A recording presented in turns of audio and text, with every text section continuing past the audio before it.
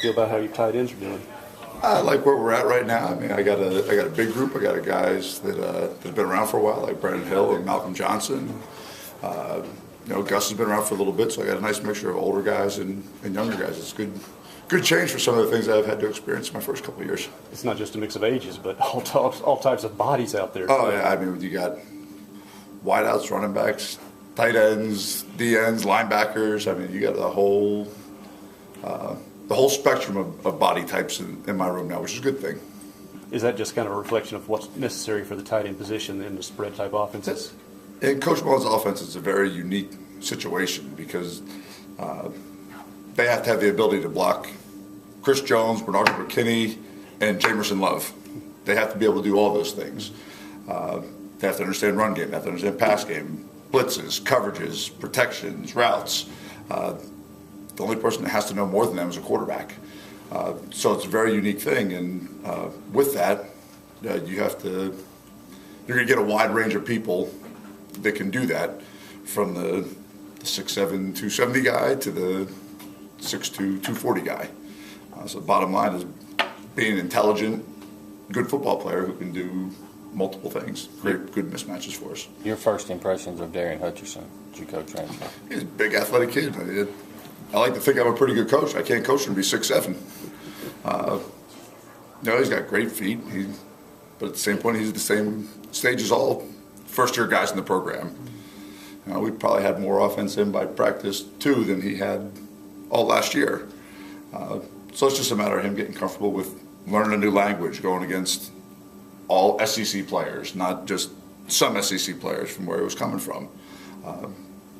But he's got the skill set. It's just a matter of getting him up to speed where he can help us win games. Kind of in that same vein, what's it been like coaching a guy like Rashawn Dixon, who's really athletic but he hadn't played football in 6 years? I mean, it's interesting because, he's got real life experience. Mm-hmm. He's sat on a bus and went all these places and played in front of 27 people trying to make it to the big leagues. I love having him in the room. I think everybody's just got to remember, he hasn't played football in 6-7 years. It's not exactly like riding a bicycle. But yeah, he's making progress. He's starting to pick it up, but it's hard to say just because, like I said, he's just been away from the game for so long. It's not as easy as some of these guys may make it look out there. A guy like Malcolm, who's done so much in his career, what can he do better now at this stage? Because he's already achieved so many things as a receiver, as a blocker. At this stage, it's the complete understanding of why everything is going on, which he's pretty close to.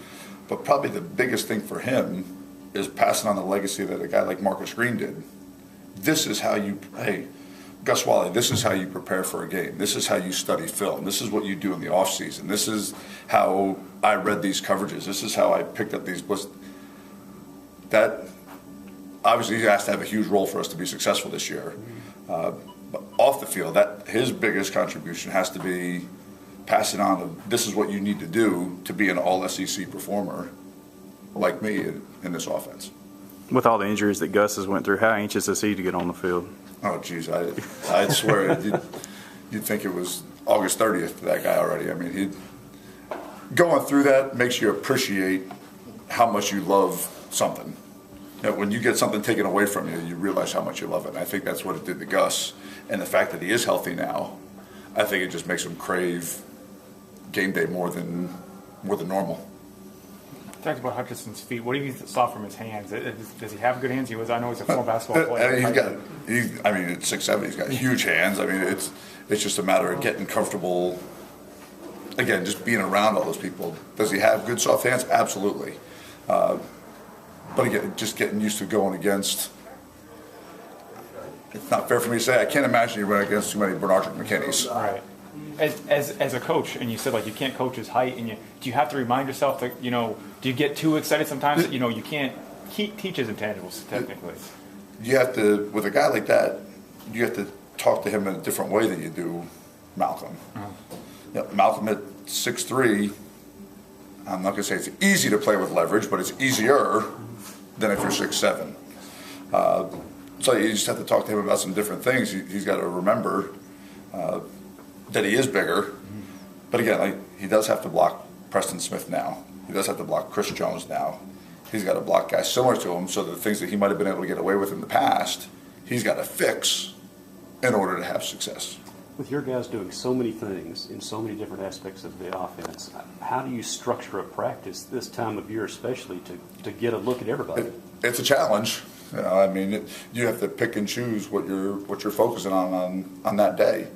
You know, a lot of the success that they have to have really has to come from the meeting room, because you can't drill it all and then do it in practice. You drill the priorities and then you fix what you saw on practice. I mean, Coach Mullen said it the best to those guys in the spring. You don't have to be great at one thing, but you got to be good at everything, and that's really what they have to do. It doesn't hurt being great at stuff, but they have to be good at everything.